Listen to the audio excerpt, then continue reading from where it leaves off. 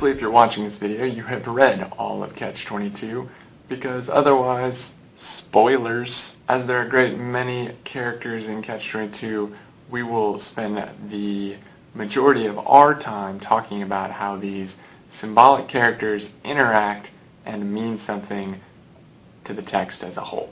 There's a lot of characters to discuss in Catch-22 with a lot of symbolic value and importance. The good guys of the story, of course, are Yossarian, who we'll talk more about, the Chaplain, and Dunbar. Dunbar, ironically, tries to do the worst things possible for himself all the time, assuming that experiencing life in a miserable way makes life seem longer. He, like Yossarian, is trying to make his life last as long as possible. His ideas of self-preservation are just slightly different than Yossarian's.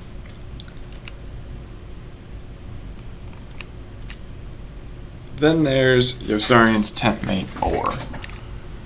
Orr is horribly unacceptable.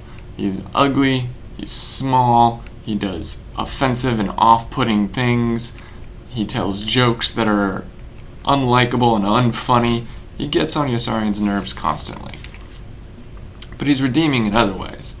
He's actually quite friendly and helpful to Yossarian, he's very good with his hands, and as we learn, he's been secretly practicing to get out of the war the entire time that he's been there, so going so far as to ditch his own planes to practice surviving crashes. And then of course there is Yossarian. Yossarian is considered crazy via Catch-22. He can't actually get out of his flight responsibilities. He is deemed crazy by a crazy system, and that crazy system then says that because he's crazy, he has to act as though he is sane. This is the core absurdity of Catch-22. He's also, of course, very cynical. To him, life is an unending series of paradox that are all out of his control. He's also surprisingly sentimental.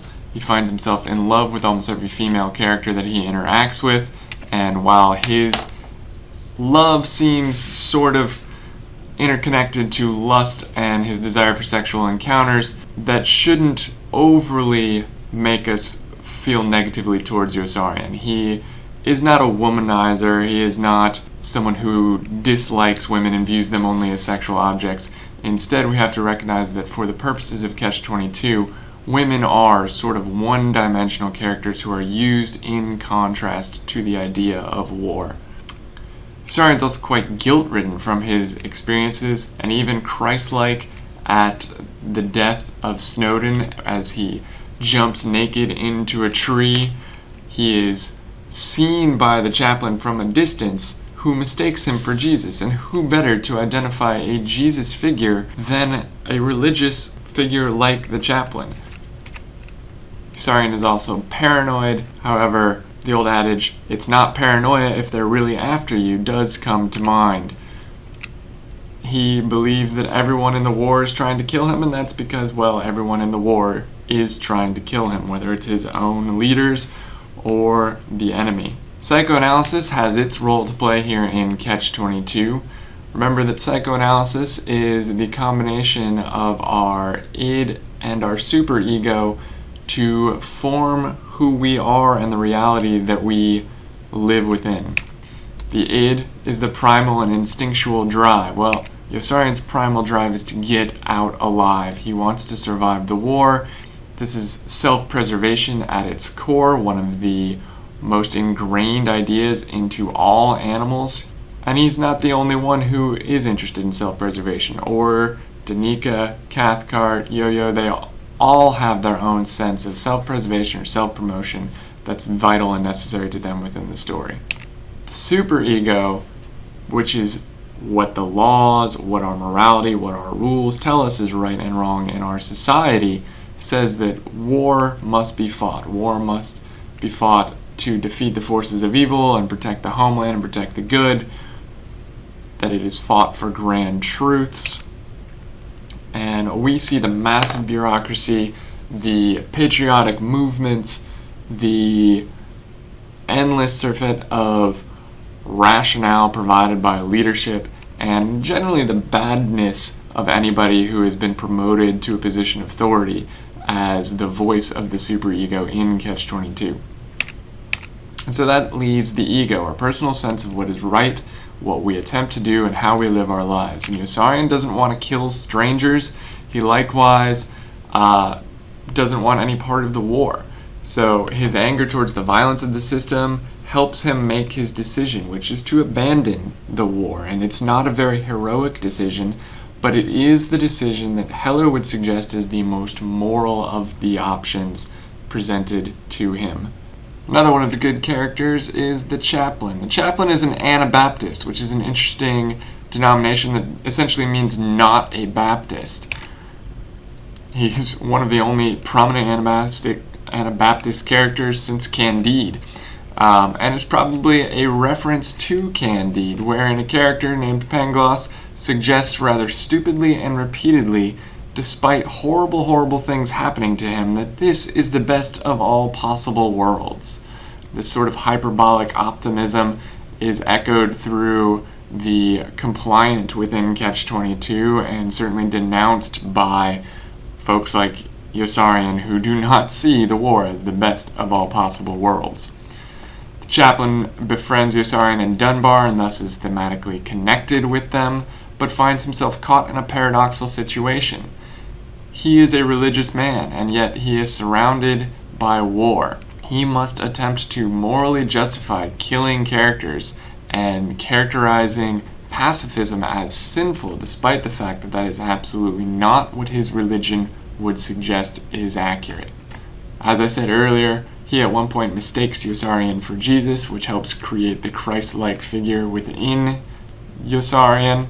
Other notions about Yossarian as a Christ-like figure is that he is a natural leader, others seem to follow him, that he is a rebel, he goes against the grain, he seems to have a strong moral compass about what is right and wrong, even if we don't always buy into it, and even if he seems to have a weakness for prostitutes.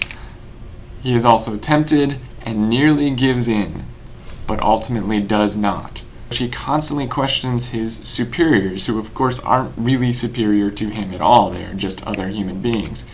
He also questions and has a very odd relationship with God, primarily via the chaplain. Some of the innocent characters within the book are the female characters, even the prostitutes, but especially Nurse Truck and Nately's whore's kid sister, whose name is quite a mouthful. And as I said earlier, the women in this book are generally one-dimensional opposites of war. We may not necessarily think of prostitutes as being particularly laudable characters, but consider that what they offer is some facsimile of love, when the rest of the world that Yossarian operates within is all dominated by hate. Another innocent character is Nately, who is naively romantic.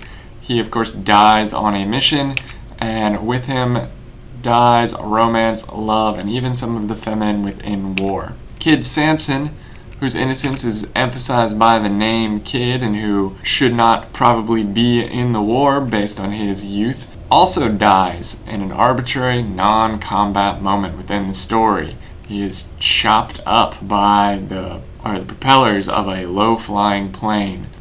This death shows us, of course, the death of innocence, as we are literally killing someone named Kid, but also the silliness of the youthful exuberance towards war, and a bit of the randomness that can happen with war, that Kid Samson didn't sacrifice himself. He didn't die honorably or nobly for his country.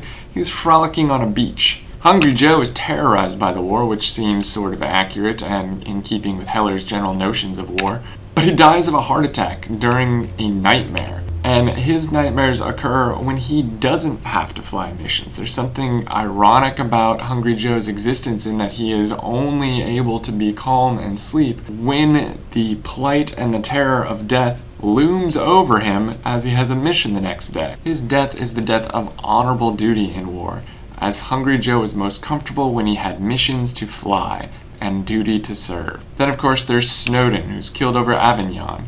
And his death haunts Yossarian throughout the book, and the recurrence of his death insinuates that it's one of the most important of the deaths within the book. And Yossarian has his epiphany literally holding Snowden's guts in the back of the bomber. Snowden is the death of man in war, not just of a human, but the death of humanity within war. That here is an innocent young person, emphasized by the name symbolism of Snowden, who is killed in the back of a plane that is otherwise not damaged or having problems. McWatt is a good-natured pilot who is generally on Yossarian's side and worried for him. McWatt has a conscience, which is unfortunate for him because he is the one that is responsible for accidentally killing Kid Sampson, and thus he kills himself by flying his plane into a mountain. Clevenger is only an arguable innocent. He's also incredibly annoying. He's an antagonistic idealist who believes in the causes of the war and believes that being at the war is the right thing. He believes all the things that someone who is willing to go to war should believe. He sort of dies on a mission, although the reality is that his plane disappears in a cloud and no one ever knows for sure what has happened to him. To disappear into a cloud, which is itself intangible and dreamlike, is a mirror of the sort of wispy ideals that Clevenger held to. And Clevenger's name, another one of those clever name symbolisms, plays on both the idea of being clever but also of cleaving, which can mean to cling to something. That Clevenger clings to those ideas. But when he dies in war, so too are the idealisms and altruistic purposes of war gone.